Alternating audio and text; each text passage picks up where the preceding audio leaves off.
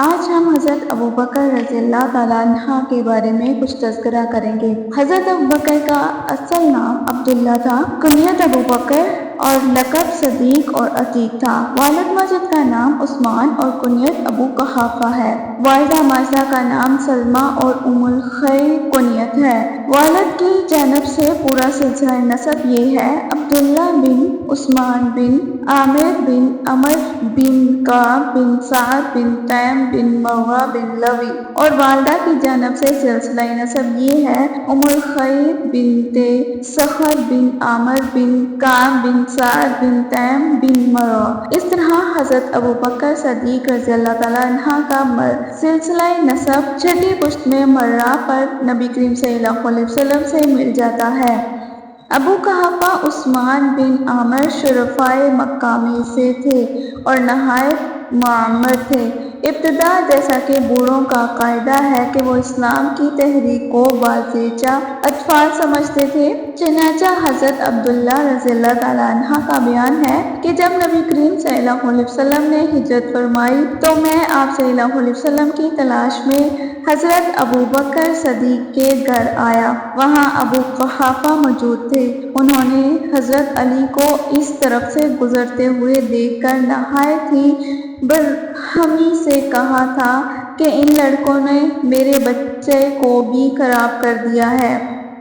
ابو قحافہ فتح مکہ تک نہایت ہی استقلال کے ساتھ اپنے آبائی مذہب پر قائم رہے، اور فتح مکہ کے بعد جب نبی کریم صلی اللہ علیہ وسلم مسجد میں تشریف فرما تھے تو اپنے فرزند حضرت ابوبکر صدیق کے ہمراہ آپ صلی اللہ علیہ وسلم کی خدمت اقدس میں حاضر ہوئے۔ نبی کریم صلی اللہ علیہ وسلم نے ان کے ضعیف پیری کو دیکھ کر فرمایا: انہیں تکلیف کیوں دی؟ میں خود ان کے پاس پہنچ جاتا۔ اس کے بعد نہایت ہی شفقت سے آپ صلی اللہ علیہ وسلم نے ان کے سینہ پر ہاتھ پھیرا اور کلمات طیبات تلقین فرما کر مشرف باسلام فرمائے۔ حضرت ابو قحافہ نے بڑی عمر پائی۔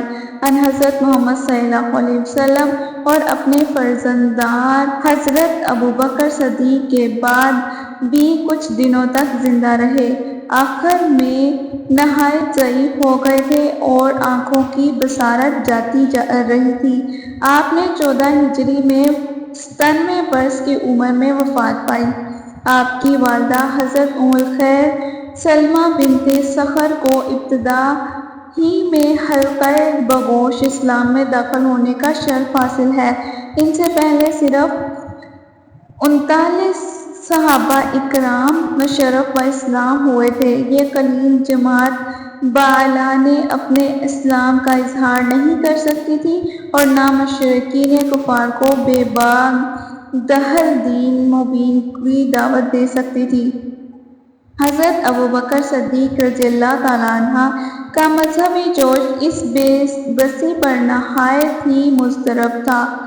آپ رضی اللہ تعالیٰ عنہ نے ایک روز نہایت اسرار کے ساتھ رسول اللہ صلی اللہ علیہ وسلم سے اجازت لے کر مجمع عام میں شریعت حقہ کی فضائل پر تقریر فرمائی اور کفار و مشرکین کو شرک و بت پرستی چھوڑ کر اسلام قبول کرنے کی دعوت دی۔ کفار و مشرکین، جن کے کان کبھی ان الفاظ سے مانوس نہ تھے، نہایت برہم ہوئے اور حضرت ابوبکر صدیق کو نہایت بے رحمی اور خدا ترسی کے ساتھ اس قدر مارا کہ بالآخر بنی تمیم کو باوجود مشرکوں کے اپنے ہی قبیلہ کے ایک فرد کو اس حالت میں دیکھ کر ترس آ گیا۔ انہوں نے تمام مشرکین کے پنجہ ظلم سے چھڑا کر آپ رضی اللہ تعالیٰ عنہ کو گھر تک پہنچایا۔ شب کے وقت بھی حضرت ابوبکر صدیق رضی اللہ تعالیٰ عنہ باوجود درد و تکلیف کے اپنے والد اور خاندانی اعضاء کو دعوت اسلام دیتے رہے۔ صبح ہوئی تو نبی کریم صلی اللہ علیہ وسلم کا پتہ دریافت کر کے اپنی والدہ کے ساتھ ارقم بن ارقم کے مقام تک آئے۔ نبی صلی اللہ علیہ وسلم سے عرض کیا کہ میری والدہ حاضر ہیں، ان کو راہ حق کی ہدایت دیجیے۔ ان حضرت صلی اللہ علیہ وسلم نے انہیں اسلام کی دعوت دی اور وہ مشرف با اسلام ہو گئیں۔ حضرت ام الخیر نے بھی طویل عمر پائی، چنانچہ حضرت ابوبکر صدیق کی خلافت کے وقت تک زندہ رہیں۔ انہوں نے اپنے شوہر سے پہلے وفات پائی۔ حضرت ابوبکر صدیق اسلام سے پہلے ایک متمول تاجر کی حیثیت رکھتے تھے اور ان کی دیانتداری، راست بازی اور امانت کا خاص شاہراہ تھا۔ اہل مکہ ان کو علم، تجربہ اور حسن خلق کے باعث نہایت معزز سمجھتے تھے۔ ایام جاہلیت میں خون بہا کا مال آپ رضی اللہ تعالیٰ عنہ کے پاس جمع ہوتا تھا۔ اگر کبھی کسی دوسرے شخص کے یہاں جمع ہوتا تو قریش اسے تسلیم نہیں کرتے تھے۔ حضرت ابوبکر صدیق رضی اللہ تعالیٰ عنہ کو زمانہ جاہلیت سے ویسے ہی شراب سے نفرت تھی جیسے زمانہ اسلام میں۔ اس قسم کے ایک سوال کے جواب میں فرمایا کہ شراب نوشی میں نقصان آبرو ہے۔ ان حضرت محمد صلی اللہ علیہ وسلم کے ساتھ بچپن ہی سے خاص لگاؤ اور انس و خلوص تھا اور آپ کے مخصوص حلقۂ ادب میں داخل تھے۔ اکثر تجارت کے سفروں میں بھی ہمراہی کا شرف حاصل تھا۔ ان حضرت محمد صلی اللہ علیہ وسلم کو جب خلعت نبوت عطا ہوا تو آپ صلی اللہ علیہ وسلم نے مخفی طور پر احباب و مخلصین اور محرمان راز کے سامنے اس حقیقت کو ظاہر فرمایا تو مردوں میں سب سے پہلے حضرت ابوبکر صدیق نے بیعت کے لیے ہاتھ بڑھایا۔ مشرف با اسلام ہونے کے بعد حضرت ابوبکر صدیق نے دین حنیف کی نشر و اشاعت کے لیے جدوجہد کرنی شروع کر دی اور صرف آپ کی دعوت پر حضرت عثمان بن عفان، حضرت زبیر بن عوام، حضرت عبد الرحمن بن عوف، حضرت سعد بن ابی وقاص، حضرت طلحہ بن عبداللہ جو مدعن اسلام کے سب سے تابع اور درخشاں جواہر ہیں، مشرف با اسلام لائے۔ حضرت عثمان بن مظعون رضی اللہ تعالیٰ عنہ اور حضرت ابو عبیدہ، حضرت ابو سلمہ، حضرت خالد بن سعد بن عاص رضی اللہ تعالیٰ عنہ بھی آپ ہی کے زیر ہدایت سے دائرہ اسلام میں داخل ہوئے۔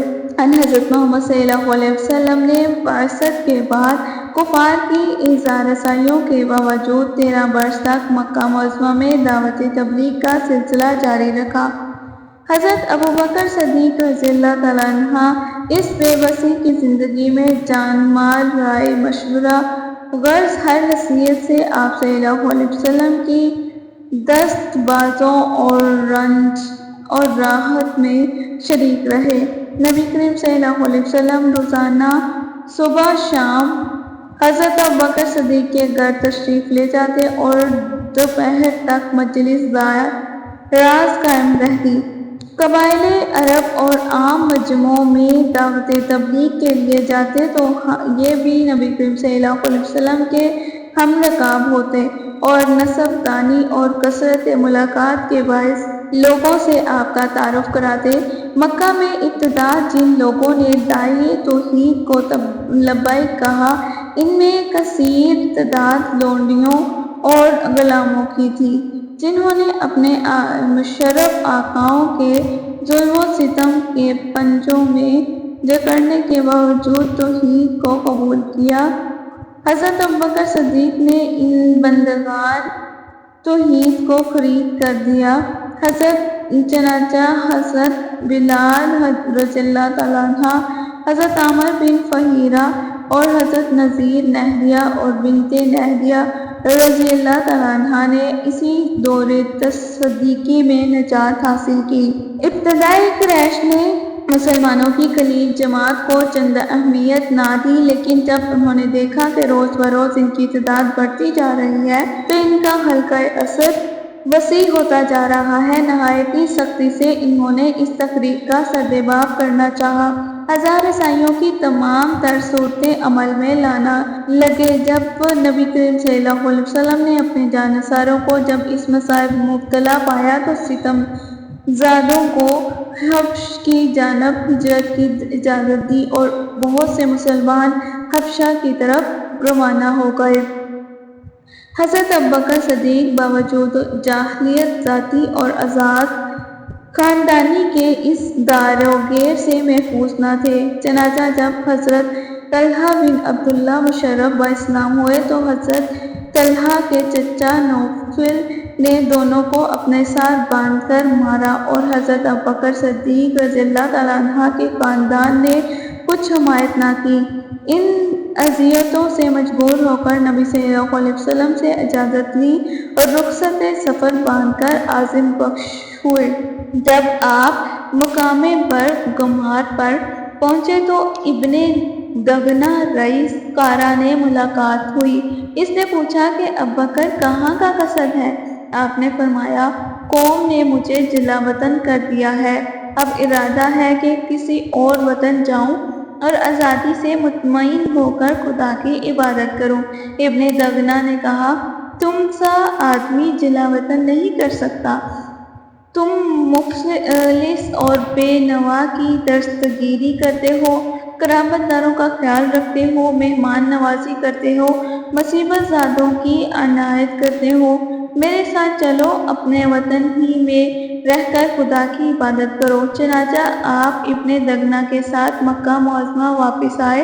ابن دغنہ نے مکہ میں پھر کر یہ اعلان کر دیا کہ ابوبکر میری امان میں ہے۔ کفار و مشرکین کا ظلم و ستم روز بروز بڑھتا ہی جا رہا تھا۔ آپ نے پھر دوبارہ ہجرت کا قصد کیا۔ اس وقت تک مدینہ کی سرزمین نور و اسلام سے منور ہو چکی تھی اور ستم رسیدہ مسلمانوں کو خلوص و محبت کے ساتھ اپنے دامن میں پناہ دے رہی تھی۔ اس لیے اس مرتبہ آپ نے مدینہ منورہ کو اپنی منزل قرار دیا اور ہجرت کی تیاری شروع کر دی، لیکن بارگاہ نبوت سے حکم آیا کہ ابھی عجلت سے کام نہ لو، امید ہے خدا پاک کی جانب سے مجھے بھی ہجرت کا حکم ہوگا۔ حضرت ابوبکر صدیق نے نہایت ہی تعجب سے پوچھا، میرے ماں باپ آپ پر فدا، کیا آپ کو بھی ہجرت کا حکم ہوگا؟ ارشاد ہوا، ہاں۔ عرض کیا کہ یا رسول اللہ صلی اللہ علیہ وسلم، مجھے بھی ہمراہی کا شرف نصیب ہو۔ آپ صلی اللہ علیہ وسلم نے فرمایا، ہاں، تم بھی ساتھ چلو گے۔ اس بشارت کے بعد ارادہ ترک کر دیا اور 4 ماہ تک منتظر رہے۔ حضرت عائشہ صدیقہ رضی اللہ تعالیٰ عنہا کا بیان ہے کہ نبی کریم صلی اللہ علیہ وسلم عموماً صبح شام حضرت ابوبکر صدیق کے گھر تشریف لاتے تھے۔ ایک مرتبہ منہ چھپائے خلاف معمول وقت تشریف فرما ہوئے اور ارشاد فرمایا کہ کوئی ہو تو ہٹا دو، میں کچھ باتیں کرنا چاہتا ہوں۔ حضرت ابوبکر صدیق رضی اللہ تعالیٰ عنہ نے عرض کیا کہ گھر میں صرف گھر والوں کے سوا کوئی نہیں۔ یہ سن کر آپ صلی اللہ علیہ وسلم اندر تشریف لائے اور ارشاد فرمایا، مجھے ہجرت کا حکم ہو گیا ہے۔ اور حضرت ابوبکر صدیق رضی اللہ تعالیٰ عنہ نے پھر ہمراہی کی تمنا ظاہر کی۔ آپ صلی اللہ علیہ وسلم نے ارشاد فرمایا، ہاں، تیار ہو جاؤ۔ تو وہ 4 مہینے سے منتظر تھے، فوراً تیار ہو گئے۔ ام المؤمنین حضرت عائشہ رضی اللہ تعالیٰ عنہا، حضرت اسماء رضی اللہ تعالیٰ عنہا نے جلدی جلدی رخصت سفر درست کیا۔ حضرت ابوبکر صدیق رضی اللہ تعالیٰ عنہ نے پہلے ہی 2 اونٹ تیار کر لیے تھے، ایک نبی کریم صلی اللہ علیہ وسلم کی خدمت اقدس میں پیش کیا اور ایک پر خود سوار ہوئے۔ اس طرح نبی کریم صلی اللہ علیہ وسلم اور صدیق اکبر رضی اللہ تعالیٰ عنہ کا مختصر قافلہ راہ مدینہ منورہ ہوا۔ غزوہ بدر حق و باطل کا اول اور فیصلہ کن معرکہ تھا۔ خدا کے برگزیدہ پیغمبر ایک سایہ دار جگہ کے نیچے اپنی محدود جماعت کے ساتھ حق و صداقت کی حمایت میں کارساز تھے، اور وہی پیر مرد جس نے اپنے وعظ سے عثمان بن عفان رضی اللہ تعالیٰ عنہ، ابو عبیدہ بن جراح اور حضرت عبد الرحمن بن عوف بن جیسے اولوالعزم صحابہ کرام کو حلقہ بگوش اسلام فرمایا، انہوں نہایت جاں بازی کے ساتھ دیگ و بکف اپنے حاوی کی حفاظت میں مصروف تھے، اور کفار و مشرکین ہر جانب سے نرگا کرتے آتے اور یہ ایک ایک کو شجاعت قدات سے بھگا دیتے۔ نبی کریم صلی اللہ علیہ وسلم کفار کی کثرت دیکھ کر مخدوم ہوتے اور سر بسجود ہو کر خدا سے دعا فرماتے، اے خدا مجھ کو بے یار و مددگار نہ چھوڑ اور اپنا عہد پورا کر۔ اے خدا، کیا تو یہ چاہتا ہے کہ اس روئے زمین پر تیری پرستش نہ کی جائے؟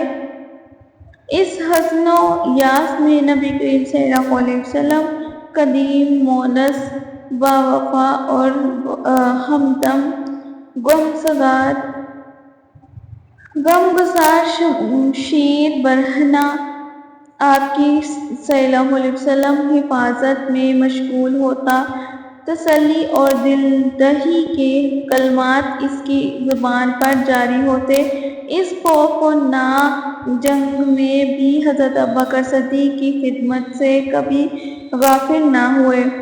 ایک مرتبہ ردا مبارک آپ صلی اللہ علیہ وسلم کے شانہ اقدس سے گر گئی تو تڑپ گئے اور فوراً اٹھا کر شانہ مبارک پر رکھ دی، پھر رجز پڑھتے ہوئے غنیم کی صف میں گھس گئے۔ در حقیقت یہی وہ رادافشی جوش اور حب رسول کا جذبہ ہے جس نے قلت کو کثرت سے مقابلے میں سربلند کیا۔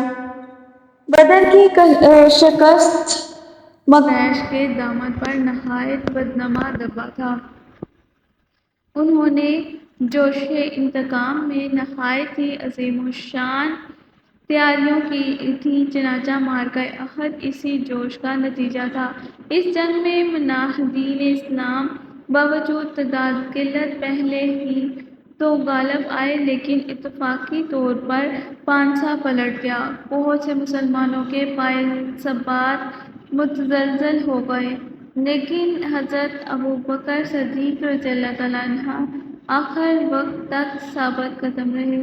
نبی کریم صلی اللہ علیہ وسلم سخت مجروح ہوئے اور لوگ آپ کو صلی اللہ علیہ وسلم پہاڑ پر لائے تو نبی کریم حضرت ابوبکر صدیق بھی ساتھ تھے۔ ابو سفیان نے پہاڑ کے قریب آ کر پکارا، کیا محمد قوم میں ہیں؟ کوئی جواب نہ ملا تو حضرت ابوبکر صدیق رضی اللہ عنہ اور حضرت عمر رضی اللہ عنہ کا نام لیا۔ اس سے معلوم ہوتا ہے کہ کفار بھی نبی کریم صلی اللہ علیہ وسلم کے بعد حضرت ابوبکر صدیق رضی اللہ عنہ کو ہی رئیس الامت سمجھتے تھے۔ غزوہ بنی مصطلق پیش آیا تو حضرت ابوبکر صدیق رضی اللہ عنہ اس معرکہ میں بھی آپ صلی اللہ علیہ وسلم کے ہمرکاب ہوئے۔ یہ مہم کامیابی کے ساتھ واپس آئی اور شب کے وقت مدینہ کے قریب تمام لشکر نے پڑاؤ ڈالا اور واقعہ افق پیش آیا۔ نبی کریم صلی اللہ علیہ وسلم نے اسی سال 1400 صحابہ کرام کو اپنے ہمراہ لے کر زیارت کعبہ کا عزم فرمایا۔ جب مکہ پہنچے تو خبر ملی کہ قریش مزاحم ہوں گے۔ یہ سن کر نبی کریم صلی اللہ علیہ وسلم نے صحابہ کرام سے مشورہ طلب کیا۔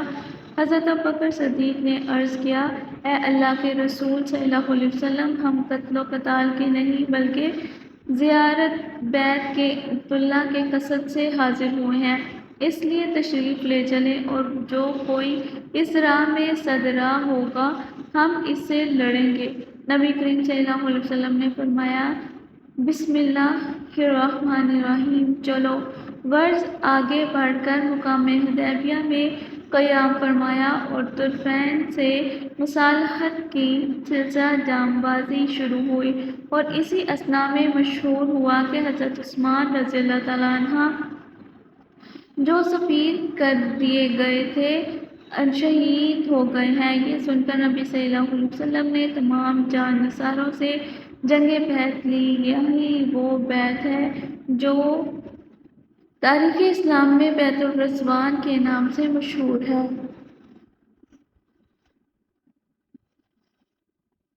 نبی کریم صلی اللہ علیہ وسلم نے حضرت ابوبکر صدیق کو امارت حج کے منصب پر فائز فرمایا اور ہدایت کی کہ منہ کے عظیم الشان اجتماع میں یہ اعلان کر دے کہ اگلے سال کوئی مشرک حج نہیں کرے گا اور نہ کوئی بہرحانہ شخص خانہ کعبہ کا طواف کرے گا۔ چونکہ سورہ برات اسی زمانے میں نازل ہوئی تھی، حضرت علی رضی اللہ تعالیٰ عنہ حج کے موقع پر اسے سنانے کے لیے گئے تھے، اس لیے بہت سو کو یہ شک پیدا ہوا کہ امارت حج کی خدمت بھی حضرت ابوبکر صدیق سے لے کر حضرت علی رضی اللہ تعالیٰ عنہ کو ہی تفویض کی گئی تھی۔ چنانچہ بشدید غلطی اور حضرت علی رضی اللہ تعالیٰ عنہ کی ایک روایت سے ثابت ہوتا ہے کہ حضرت ابوبکر صدیق اس شرف کے تنہا مالک تھے۔ حضرت ابوبکر صدیق رضی اللہ تعالیٰ عنہ فطرتاً اخلاق حمیدہ سے منتسب تھے۔ ایام جاہلیت میں عفت، پارسائی، رحمدلی، راست بازی اور دیانتداری ان کے مخصوص اوصاف تھے۔ یہی وجہ ہے کہ زمانہ جاہلیت میں دیت کی تمام رقم انہی کے پاس ہوتی تھی۔ تقویٰ حضرت ابوبکر صدیق کے اپنے میدان اخلاق کا سب سے درخشاں گوہر ہے۔ شراب نوشی، فسق، فجور اس زمانے میں عالمگیر تھا، تاہم ان کا دامن عفاف کبھی ان داغوں سے داغدار نہیں ہوا۔ پیاسی، مفلس اور بے نوا کی دستگیری، قرابت داروں کا خیال، مہمان نوازی، مصیبت زدوں کی عنایت، غرض ہر قسم کے تمام محاسن اور مخادمات میں پہلے سے موجود تھے۔ شرف ایمان نصیب ہوا تو نبی کریم صلی اللہ علیہ وسلم کی صحبت نے ان اوصاف کو اور بھی چمکا دیا۔ حضرت ابوبکر صدیق رضی اللہ تعالیٰ عنہ خلافت کو ابھی 2.25 برس ہی گزرے تھے اور اس قلیل عرصہ میں مدعیان نبوت، مرتدین اور منکرین زکوٰۃ کی سرکوبی کے بعد فتوحات کی ابتدا ہی ہوئی تھی کہ پیام اجل پہنچ گیا۔ حضرت عائشہ رضی اللہ تعالیٰ عنہا فرماتی ہیں کہ ایک دن جب موسم نہایت سردناک تھا تو آپ نے غسل فرمایا۔ غسل کے بعد بخار آ گیا اور مسلسل 15 یوم تک قائم رہا۔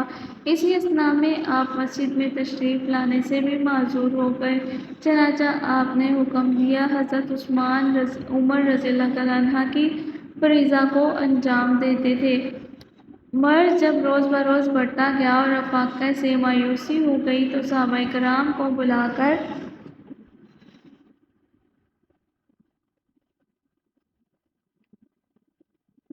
جانشینی کے متعلق مشورہ کیا اور حضرت عمر فاروق رضی اللہ تعالیٰ عنہ کا نام پیش کیا گیا۔